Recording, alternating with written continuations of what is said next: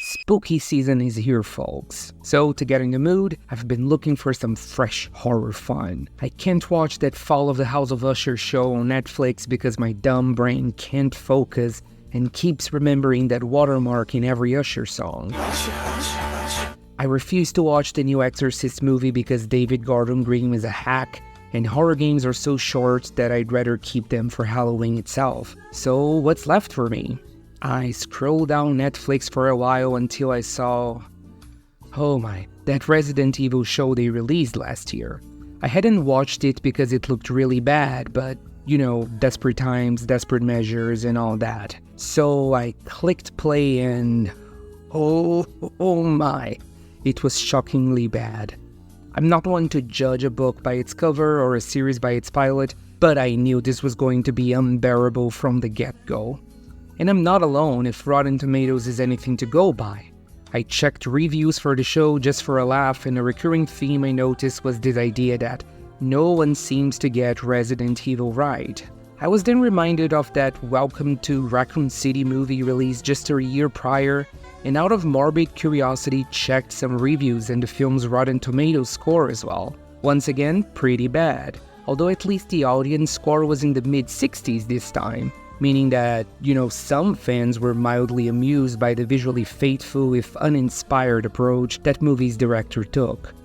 What got to me was the critics' consensus regarding the movie. Resident Evil Welcome to Raccoon City is an affectionately faithful adaptation that further proves its source material is ill-suited to the big screen.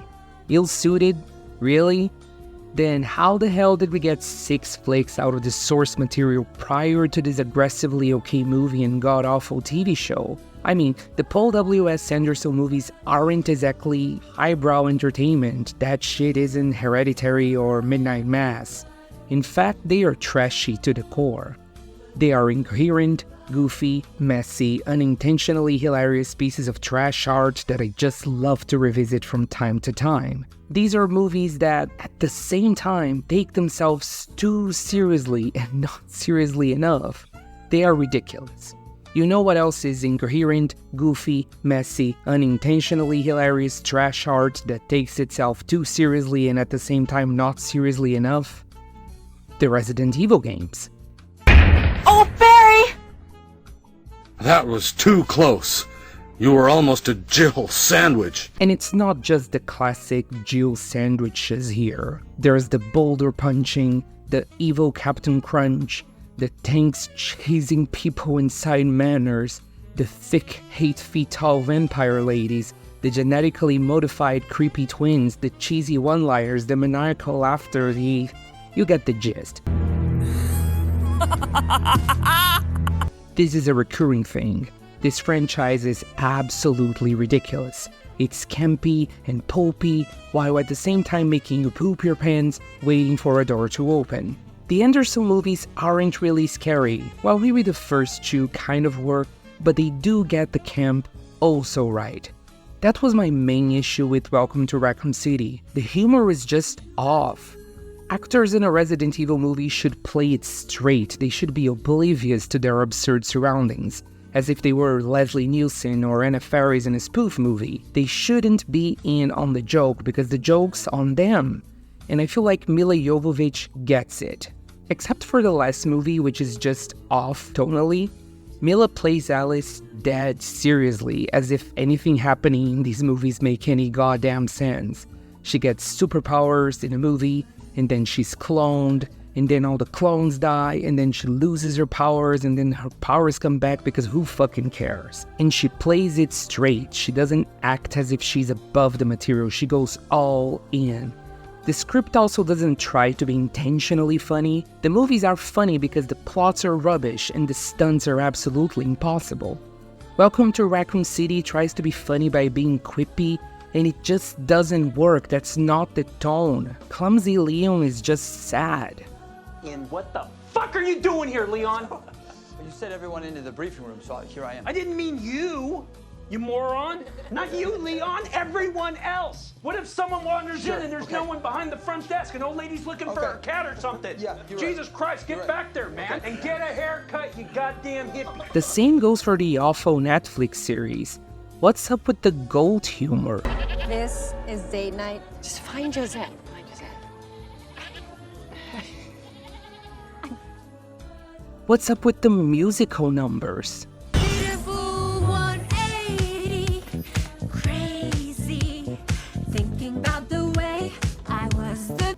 What does that have to do with anything? That's just sad. I also find it a pity that one of Lance Reddick's last performances was wasted on this. He was one of the only worthy elements on the show because he was a great actor, but Wesker, he was not.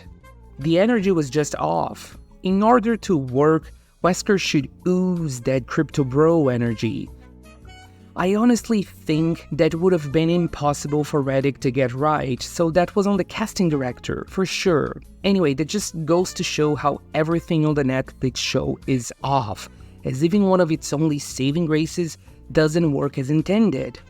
Also, should I mention the dance number again? Beautiful 180. Are we really lumping the original movie series with that? Really? The show is depressingly directionless. They had no idea what they wanted to say or do. It's just one of those inane IP series that got greenlit by an algorithm. You really can't say the same for the Anderson movies. Like it or not, he had a vision. Anderson is an auteur. Like I said before, the movies aren't scary enough, but Anderson gets the campy and stylish sides of Resident Evil down to a T. I honestly don't know who could do it better, really. Sam Raimi? Maybe? But I seriously doubt he would be down for an RE movie with the franchise's reputation right now. I really feel like these movies deserve a reassessment because what they brought to the table is dearly missed right now, as we live in a time in which a bunch of lunatics criticize any movie for just daring to have a badass female lead, while another bunch of lunatics will criticize any female character if she looks too glam, as if being hot and proud of it negates empowerment. Alice just exists. And if Jovovich is always vampy or showing her underboob, that's a kink between her and her husband, they just let us watch. And I guess we can extrapolate that to the series as a whole. Jovovich and Anderson are just having a blast and bringing along their friends for some ridiculous fun around the globe. You died in a prior movie, who cares? If you're free, we'll find a way to bring you back and kill you off again for the lulz. The Jovovich-Anderson duo made 6 of these movies, raked in over $1 billion worldwide, and got 4 of these to #1 in the US box office. So I don't think I'm alone, these movies had a loyal following. Speaking of following, please subscribe. Thank you. I really don't know why they felt they had to finish the series, especially on such a sour note as that last movie truly is shit. But up until that point, I had a blast with them, especially with numbers 2 and 5. People complain that the Anderson movies get the characters wrong, like Chris Redfield doesn't feel like Chris Redfield. My only question is, which Chris? People also complain that the movies drop cliffhangers and characters from one entry to another without rhyme or reason, and I'm sorry, don't the games do the same thing? I mean, just look at Jill's arc in the games. If anything, the Anderson films emulate that pretty effectively. They even found a way to implement the blonde Jill twist in the movies as well. It's just different, but preposterous all the same. Look, again, I'm not saying these movies are perfect or good adaptations of the flimsy plots we see in the games. They aren't really, but they capture the vibe, the aura of the Resident Evil games. And I'd rather see that than a more faithful plot adaptation that dropped the ball in every other aspect, like Welcome to Raccoon City. All in all, the Anderson movies are stylish, campy, and bonkers. They really could be a little scarier, that's the only aspect where they fall flat. But when it comes to everything else, they embody the spirit of Resident Evil. You can fight me on that. And that's it for today, everyone. Thank you for watching, and if you'd like to keep up with my hot takes, please subscribe.